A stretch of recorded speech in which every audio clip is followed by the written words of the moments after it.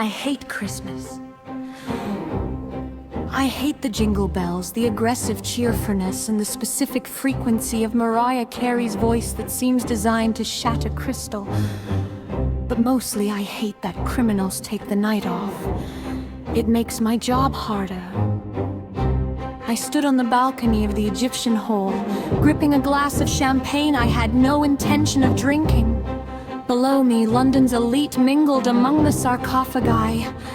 They were there for charity, I was there for the Eye of the Magi. It sat in a glass case in the center of the room, a ruby the size of a pigeon's egg. Legend said it was a map, science said it was just corundum. I was betting on the legend. You look like you're plotting a murder, or a tax evasion scheme, possibly both. I didn't turn around, I knew that voice. It sounded like whiskey poured over gravel with a hint of expensive cologne. Go away, Sterling, I said, I'm working. Jack Sterling leaned against the railing next to me. He was wearing a tuxedo that fit him irritatingly well. He grinned, that lopsided, boyish grin that had charmed warlords and countesses alike. It's Christmas Eve, Laura, he said, producing a candy cane from his pocket like a magic trick. Peace on earth, goodwill to men. I'm not a man and I have no goodwill for you, I replied, checking my watch. The EMP device in my clutch purse was set to trigger in 3 minutes. Are you here to steal it? Me? Steal? He placed a hand on his chest, feigning shock. I am a legitimate acquisitions consultant. You're a thief! Jack just like me, but with better hair and worse morals. Ouch, you wound me! He leaned closer, lowering his voice. But since we're being honest, you should know the security system isn't standard. It's thermal. If you disable the cameras, the heat sensors will still fry you. I froze. He knew my plan. And let me guess. I hissed. You have the bypass code? I might. He winked. But look at the floor. I looked down. A team of men in catering uniforms were moving toward the case. They weren't serving hors d'oeuvres. They were moving with tactical precision under their aprons. I saw the outline of suppressors. Laura, my Steve! Jack whispered, the smile vanishing. They aren't waiting for the auction!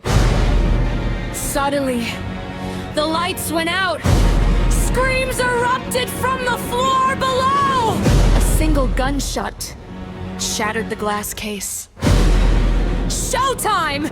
Jack said! He grabbed my hand, not romantically, tactically. He pulled me toward a service door just as the room filled with tear gas. Let go of me, Sterling! I coughed, stumbling in the dark. I'm saving your life, cross, and cutting you in on the deal. We burst into the service corridor. Jack kicked open a door leading to the roof. The cold London air hit us like a slap. Snow was falling in thick, white flakes. Where is it? I demanded, pinning him against a brick chimney. Jack held up his hand. In his palm, glowing faintly red in the darkness, was the ruby. Swiped it right before the lights cut. He grinned. I'm fast. Give it to me. No, can do, but... He pointed to a rope ladder dangling from a hovering black helicopter above us. It wasn't the police. It was his exit. I can offer you a ride, unless you want to explain to the syndicate why you're holding an empty glass while their prize is gone! I looked at the door. The thugs were breaking through. I looked at Jack! I hate you, I said. I know. He shouted over the rotor wash, Merry Christmas! I grabbed the ladder. Location. Somewhere over the Alps, a cargo plane. Time. December 25th, 02. Jack. It's not a sleigh, Jack yelled over the roar of the unpressurized cabin. But it beats flying coach. We were sitting on crates of questionable origin in the back of an old Antonov cargo plane. The Ruby sat on a crate between us, pulsating with a strange inner light. It's getting brighter. I noted, shivering, it was freezing in the plane. It knows the date, Jack said. He pulled a flask from his jacket and offered it to me, brandy for the cold. I took a swig, it burned, but it helped. So, where are we going? The pilot didn't file a flight plan. The Ruby isn't just a rock. Lara, it's a compass. Look! He dimmed the cargo lights. The Ruby projected a beam of red light onto the ceiling of the fuselage. It wasn't a random scatter. It was a star chart. The constellation of Capricorn, I whispered, my historian brain kicking in, visible in the east during the winter solstice. And look at the specific alignment. Jack pointed! It points to the Taurus Mountains, southern Turkey! There's a monastery there, St. Nicholas of Sion. The original Santa Claus. I raised an eyebrow. The original bishop! Jack corrected. Legend says the Magi stopped there on their way back to Persia to hide the fourth gift, the one that was too dangerous to give to a child. And you think this? I tap the ruby is the key.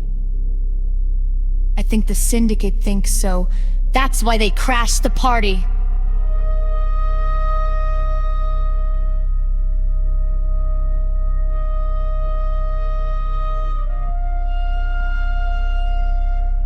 The plane suddenly lurched, a warning siren blared. We have company! 2 bogies fighter jets, no markings! The syndicate is jets, I asked, grabbing a parachute pack. They have a very large budget. Jack grabbed the ruby and shoved it into his pocket. We have to jump. Jump over the Alps. In a blizzard? Are you insane? Would you rather be a missile target? He opened the rear ramp. The wind roared like a dragon. The world outside was a swirling vortex of white and black. Trust me, Lara, Jack shouted, hooking his harness to mine. Tandem jump! I've got you! If we die, I'm haunting you. I scream! He pulled me close for a second. His face was inches from mine. His eyes were bright, reckless, and terrifyingly blue. Best Christmas date ever. He yelled. And he jumped, dragging me into the void.